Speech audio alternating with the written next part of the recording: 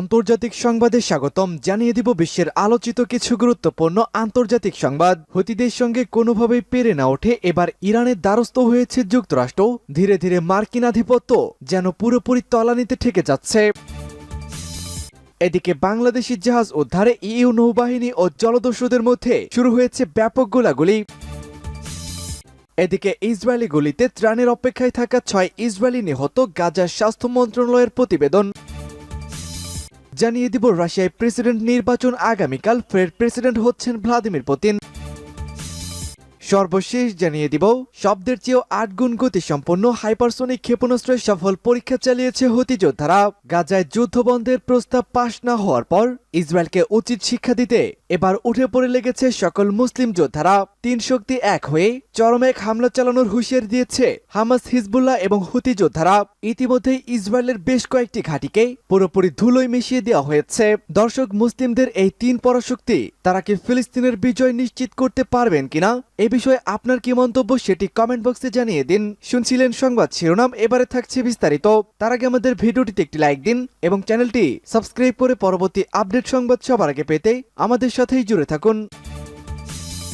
Israeli গোলাগুলিতে ত্রাণের অপেক্ষায় থাকা 6 ফিলিস্তিনি নিহত, মন্তব্য গাজার স্বাস্থ্য মন্ত্রণালয়। গাজা সিটিতে ত্রাণবাহী ট্রাকের অপেক্ষায় থাকা বাসিন্দাদের ফিরে গুলিতে 6 ফিলিস্তিনি নিহত ও কয়েক ডজন আহত হয়েছে। বৃহস্পতিবার গাজার স্বাস্থ্য মন্ত্রণালয়ের কর্মকর্তারা একথা জানিয়েছেন খবর রয়টার্সের। বুধবার সন্ধ্যায় উত্তর গাজা শহরের কুয়েত গোল চত্বরে ফিলিস্তিনিরা ত্রাণের জন্য যাচ্ছিলেন, তখন ইসরায়েলি বাহিনী গুলি চালায় বলে বাসিন্দারা ও স্বাস্থ্য কর্মকর্তারা জানিয়েছেন।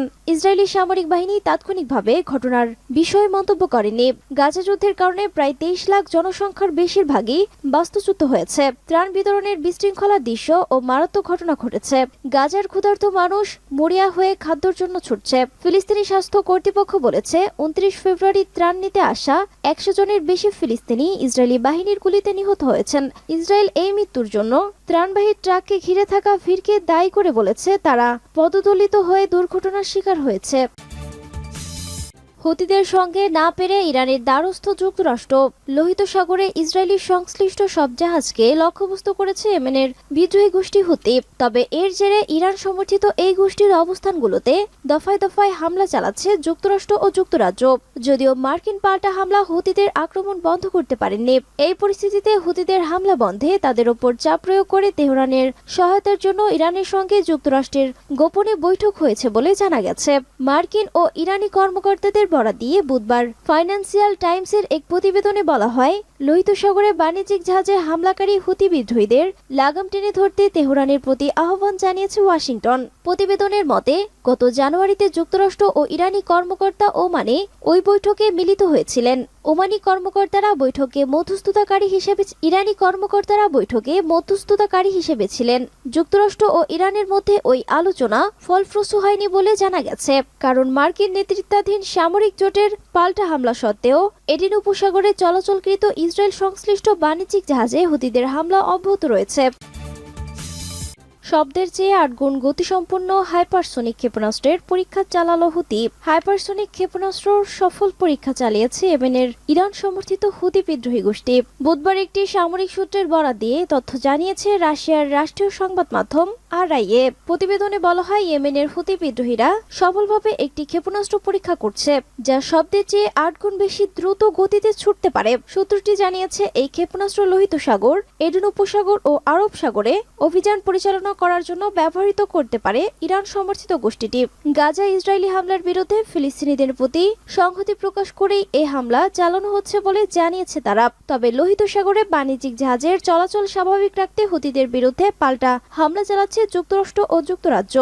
বৃহস্পতিবার মার্কিন সেনাবাহিনীর সেন্ট্রাল কমান্ড জানিয়েছে তারা ইয়েমেনের হুতি নিয়ন্ত্রিত এলাকায় 4টি ড্রোন ও একটি ক্ষেপণাস্ত্র ধ্বংস করেছে। সামাজিক মাধ্যমে পোস্ট করা এক বিবৃতি সেন্টকমের পক্ষ থেকে বলা হয়, এসব অস্ত্র দিয়ে বিভিন্ন বাণিজ্যিক জাহাজ ও মার্কিন জাহাজে হামলা চালাচ্ছে হুতিরা।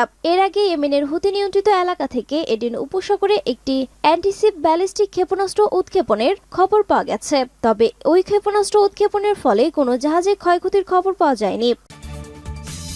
রাশিয়ায় ভোটকাল, ফের প্রেসিডেন্ট হচ্ছেন পুতিন। রাশিয়ার প্রেসিডেন্ট নির্বাচনের জন্য দেশব্যাপী ভোট অনুষ্ঠিত হচ্ছে শুক্রবার। 3 দিন ধরে ভোট গ্রহণ চলবে, তবে বিশেষ কিছু এলাকায় বিশেষ ব্যবস্থাপনায় এরই মধ্যে ভোট দেওয়া শুরু হয়েছে। রাশিয়ার 11,40,00,000-এরও বেশি মানুষ এই নির্বাচনে ভোট দেওয়ার যোগ্য। বর্তমান প্রেসিডেন্ট ভ্লাদিমির পুতিন, কমিউনিস্ট পার্টির নেতা নিকোলাই খারিটনভ, নিউ পিপলস পার্টির নেতা ভ্লাদিস্লাভ ধাভানকভ এবং লিবারেল ডেমোক্রেটিক্স পার্টির নেতা লিওনিড স্প্লুটিক্স এবারের প্রেসিডেন্ট নির্বাচনে প্রার্থী হয়েছেন। প্রার্থীদের মধ্যে কেউই যদি প্রদত্ত ভোট সংখ্যার অর্ধেকের বেশি ভোট না পান, তাহলে প্রথম নির্বাচনের 21 দিন পর পুনরায় নির্বাচন অনুষ্ঠিত হবে। তবে সর্বাধিক ভোট পাওয়ার 2 প্রার্থীর মাঝে তখন প্রতিদ্বন্দ্বিতা হবে। তথ্য অনুযায়ী প্রেসিডেন্ট ভ্লাদিমির পুতিনের সঙ্গে তার 3 প্রতিদ্বন্দ্বীও তেমন প্রতিদ্বন্দ্বিতার সম্ভাবনা নেই। সুতরাং ওই 3 প্রতিদ্বন্দ্বীর ভোটে বিজয়ী হবার তেমন সুযোগ নেই। রাশিয়ার জনমত রিজার্ভ সেন্টারের জরিপের ফলাফলে দেখা গেছে ভ্লাদিমির পুতিন শতকরা 82% ভোট পেয়ে প্রেসিডেন্ট নির্বাচনে জয়ী হবেন। প্রেসিডেন্ট নির্বাচনে শতকরা 71% ভোটার ভোট দেবে। দ্বিতীয় এবং তৃতীয় স্থানে থাকবেন যথাক্রমে লিবারেল ডেমোক্রেটিক্স পার্টি অফ রাশিয়ার নেতা এবং লিওনিড স্প্লুটিক্স। তারাও এই নির্বাচনে দেশের জনগণের 5% ভোট পাবেন বলে জরিপে উঠে এসেছে। সূত্র পার্স টুডে।